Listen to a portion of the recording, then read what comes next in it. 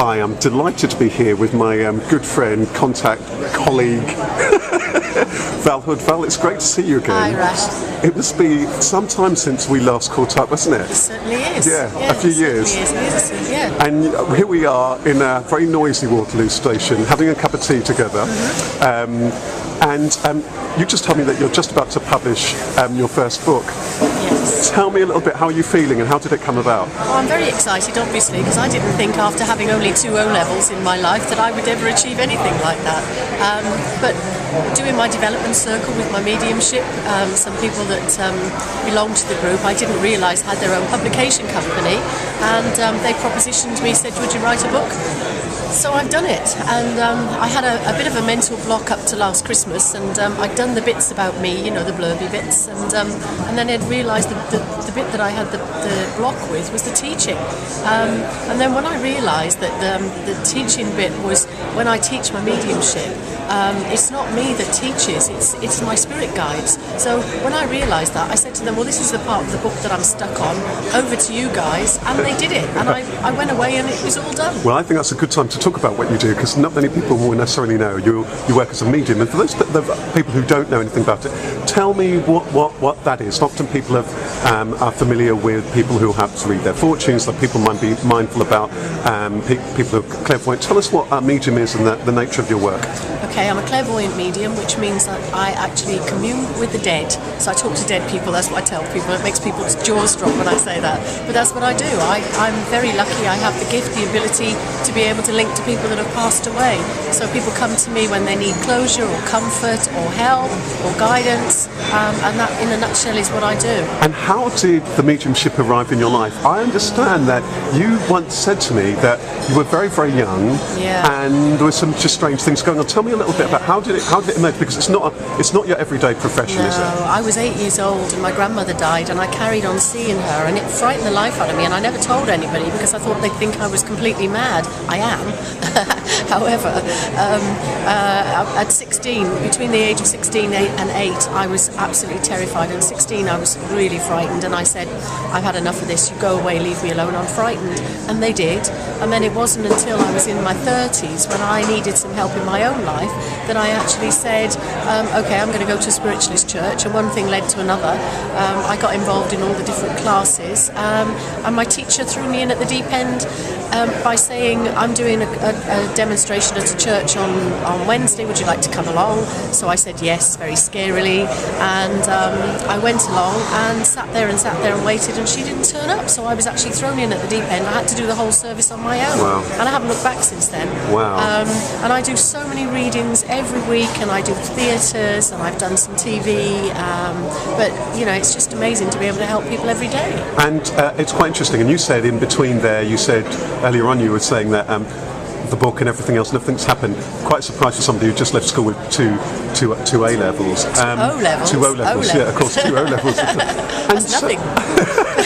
And so, I'm really curious to know, are you kind of surprised by the journey that life has taken you on? Because it sounds like it wasn't your choice. You know, lots of people pick the career that they do as a choice. Yeah. This picked you. You had the situation with your grandmother.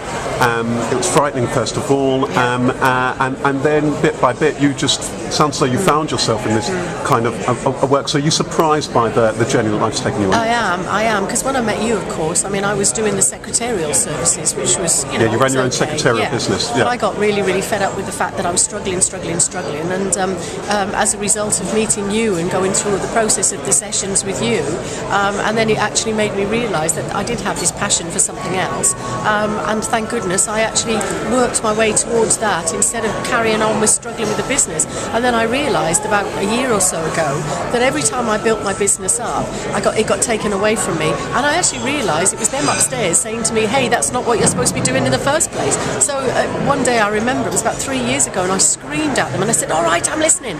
And I decided to give up the secretarial, take on board what I'd done with you and books that I'd read, obviously, and I decided to put my faith and trust in the work and the fact that they wanted me to do this, and that's what I've done. Fantastic. And tell me a little bit about, very briefly, about the people who come to see you and the process of of what they're looking for and how it is that you actually help them? Everybody comes for a different reason. I mean, some people come because they need some help in their life. Some people come because they've lost somebody and they want to know that they're okay, and just want to know that they're still around them, and that have gone on to a better place or whatever. I mean, I get people who've lost children, and that must be devastating to lose a child. And the thought of a child just disappearing into nowhere and nothing is quite scary for some parents. So to be able to say to the parents that the child is still with them and is now okay is the most brilliant thing to be able to do. I get a bit cross sometimes when people come to you because they want to know, am I going to meet a tall, dark, handsome stranger, and am I going to win the lottery? So you do get some of that kind of scenario. People come to you, and do you work with them? Do you? I do. But what I do again is I link to the people that have passed over. Again, it's always linking into the spirit world, and they give the guidance and advice. And it's really funny because again, as a result of working with you and the positivity, I find that instead of working just as a medium, I work as a power of positive thinking person now as well. So most mediums just give messages from their loved ones, but I find that with my guides and helpers that work with me and the people that I link to, they're able to give people, because a lot of people come to me who are in the same situation as I was.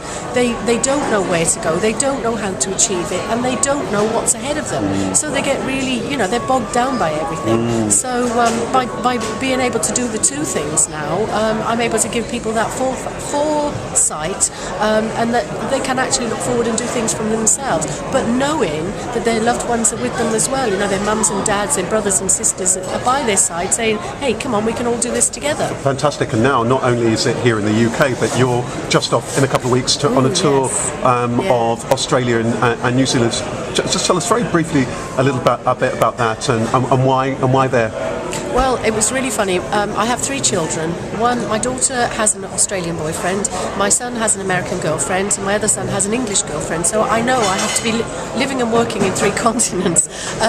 But it's really weird. I put in my diary at the beginning of last year. Now, this is the power of positive thinking in its essence. I put in my diary last year that I was going to go to Australia, and I had no money. I thought at the time I was going to have to sell my house because I was struggling with the mortgage, and I had no way of doing it, but I put it in the diary, and I just left it there and thought it's going to happen somehow. Then in the summer I met a guy from Australia, and he said, fine, but it's the wrong time of the year to go. So he said, do it in February. So I took it out of my diary 4 weeks in November, and I put it in for 6 weeks in February. And everything has just escalated, and it's just been like a roller coaster, one thing after another. And I've had the contacts with this guy in Brisbane. I have family in Melbourne, and then Sydney came into play. And then all of a sudden one day on Facebook, I get I always notify people of the events that I do. And I said that I was doing an event in Essex. So some guy comes up to me or comes on a Facebook and says, you need a bulletproof vest to go there. So I went and checked him out, and he actually was from New Zealand. So I went back to him and said, how do you know? I said, you don't even live in the country. And I said, besides which, I'm coming to Australia. I can always extend my trip to New Zealand if you like.